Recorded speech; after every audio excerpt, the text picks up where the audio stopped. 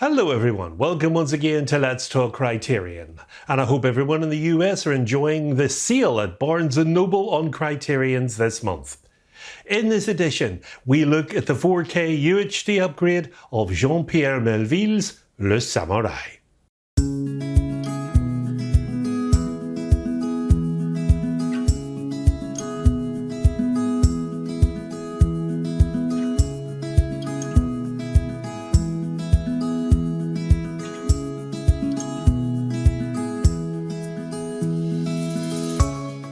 Jean-Pierre Melville is a French director who is largely responsible for his own original style of filmmaking, which refused to conform to any particular movement.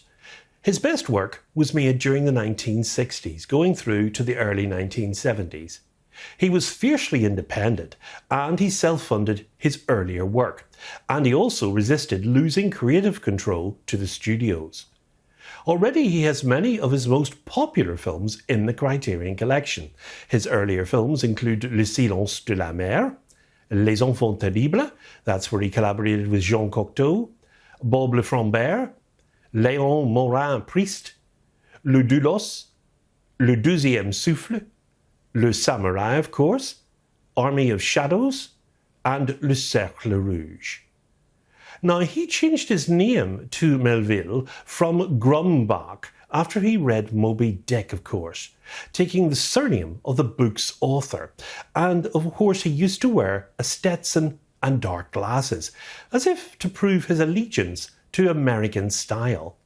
But though Hollywood films, especially of the pre-war variety, were his model, his work remained unmistakably French. In fact, many thought Melville was as much influenced by Bresson as he was by films such as Huston's Asphalt Jungle. But he would usually reply to that. On the contrary, Bresson was influenced by him.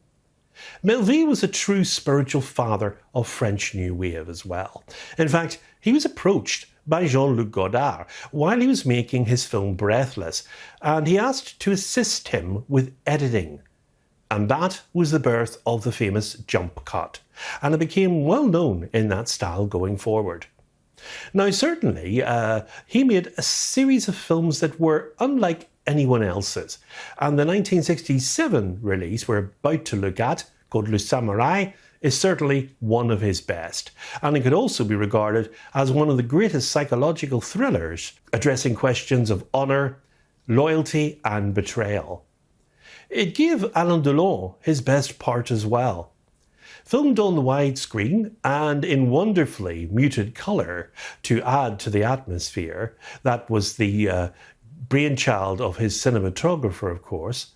It has Delon as a ruthless, hard killer living alone in a dingy apartment with a bullfinch as his sole companion. The girl who loves him is Nathalie Delon, Alain's wife, and she lives in greater luxury elsewhere at another man's expense, and she is prepared to give him a perfect alibi after his next contract.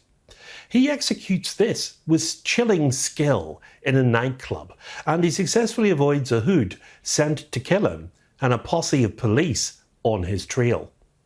He is, however, doomed from the outset, or, as Melville puts it, laid out in death. He's tempted by a girl he saw in a corridor of the nightclub, and he should have killed her as a witness. Thus, he breaks the first rule of the trade, which is not to get emotionally involved. It's a bad mistake he makes, and honour demands that she has to be his next contract.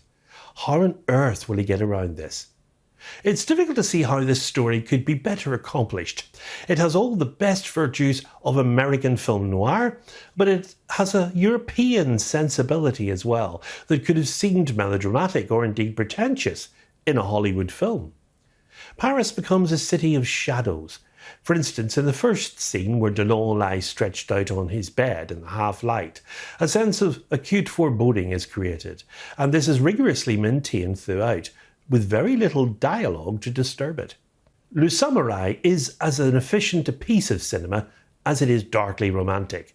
Melville shows us his lone killer's methodical precision with great flair, and the police manhunt through the metro is as good an action sequence as any you'll see. Le Samouraï opens with a quote from the Book of Bushido. Now, this is a fictional creation by Melville. There is no solitude greater than a samurai's, unless, perhaps, it is that of a tiger in the jungle. The film then proceeds to illustrate how this truth applies to the protagonist. Alain Delon's performance in the film is subtle and mesmerising.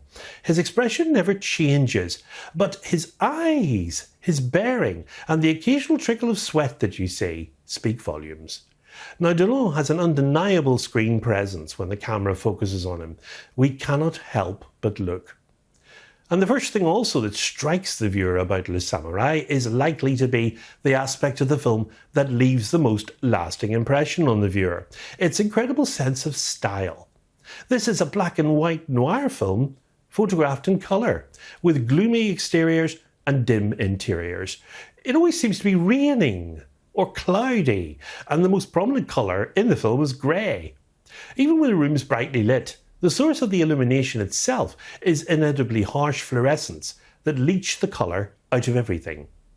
Now, visually, The Samouraï is arresting, but the movie's stylistic preeminence doesn't stop there. Melville draws us into the cold, cruel world of his protagonist by presenting lengthy stretches in the film where there is no dialogue. And the film opens with 10 minutes of speech-free scenes, and that's followed by a short verbal interchange, and then there's 2 more minutes without dialogue, and another brief conversation, and then 3 additional minutes without talking, and so forth. Melville doesn't clutter up his film with needless chatter, and as a result, when someone speaks in Le Samouraï, we listen. Delon is supported by a fine cast in the film as well. We have François Perrier. He plays the superintendent as a canny policeman who will do whatever it takes to get his man. And he can be charming or he can be nasty as circumstances demand. Delon's real-life wife at the time, Nathalie, plays Costello's lover, an alibi, and is every bit as sexy as Catherine Deneuve. And Cathy Rosier portrays Valérie as the perfect mix of the enigmatic and the alluring. She's one of the mysteries that Costello must solve, especially if he's going to outfox the cops. Now, if you're a fan of film noir in general, or indeed thrillers, you owe it to yourself to seek out a copy of this film. Despite its absence on many critics' best-of lists, this motion picture deserves a place at the pinnacle of the genre. And indeed, as John Woo, the director, indicated, it's difficult to imagine a much more accomplished film. Now, Melville's most ardent obsession, as many know, was American cinema. Obsessed isn't a strong enough word to describe his infatuation with Hollywood movies. He screened multiple films every day, cataloguing them in his mind. Melville maintained a list of 63 pre-war American directors whom he revered. To make the cut, they only needed to have made one film that he truly adored, weaving homages to many of them into his own work as a result.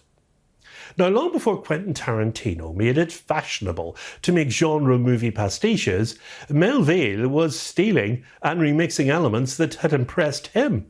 And as such, Le Samouraï represents a cross between American crime films and Eastern chivalry, transposed, of course, to the streets, subways and shadier corners of Paris. Melville's work has influenced many contemporary film directors.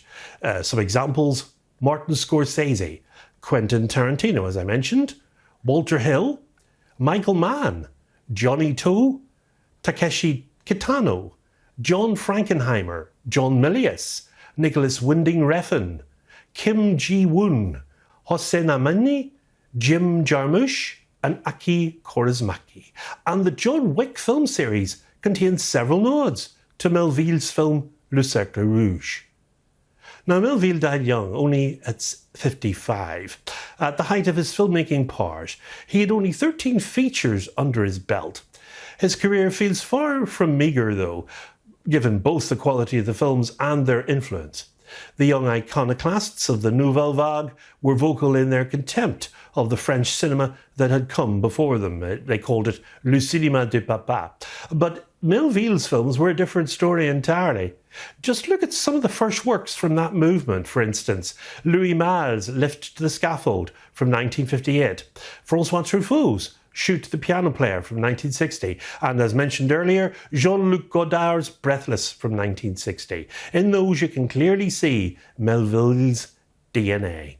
And over the last few years, Studio Canal have been restoring Melville's films from the original camera negative. Some have complained that the revisionary colour grading employed there has given the films an overall green or yellow tint, especially on films like Le Cercle Rouge.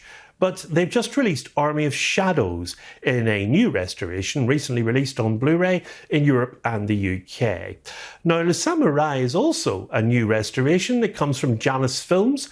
It had a theatrical release, which was limited to select cities back in April and May of this year, and it looks really good.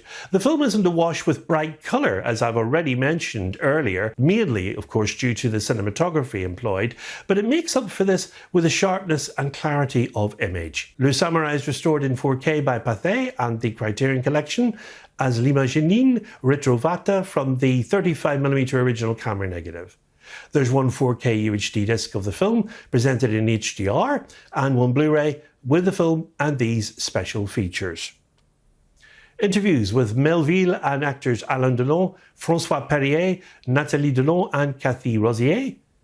Interviews with Roy Nogueira, editor of Melville on Melville, and Jeanette Vonsondo, the author of Jean-Pierre Melville, An American in Paris. Melville Delon, D'honneur et de nuit, from 2011. That's a short documentary exploring the friendship between the director and the actor and their iconic collaboration on Le Samouraï. There's a trailer and a written essay by the film scholar David Thompson, and an appreciation by the filmmaker John Woo, and excerpts from Melville on Melville. And the cover, this time by Polly Deadman, has been redesigned. It's different, albeit a little bit, from the original cover art used for the Blu-ray release. The features, of course, remain the same. An elegantly stylized masterpiece of cool by maverick director Jean-Pierre Melville, Le Samouraï is a razor-sharp cocktail of 1940s American gangster cinema and 1960s French pop culture, with a liberal dose of Japanese lone warrior mythology. The film has a running time of 105 minutes, and it's in a 1:85:1 aspect ratio, that's of course widescreen, and it comes to the collection on 4K UHD on Tuesday the 9th of July as existing spine 306. And I'm happy to say we've just gone over 700 subscribers on the channel. This year's been absolutely amazing. We've gained nearly 200 plus subscribers in just the last 6 months, and it's absolutely superb. I do thank you ever so much. In the next edition of Let's Talk Criterion, we'll be taking a closer look at Wim Wenders' film Perfect Days. That's going to be a 4K release coming to the collection. So until then, from me, as always, it's goodbye, and above all, good Criterion viewing.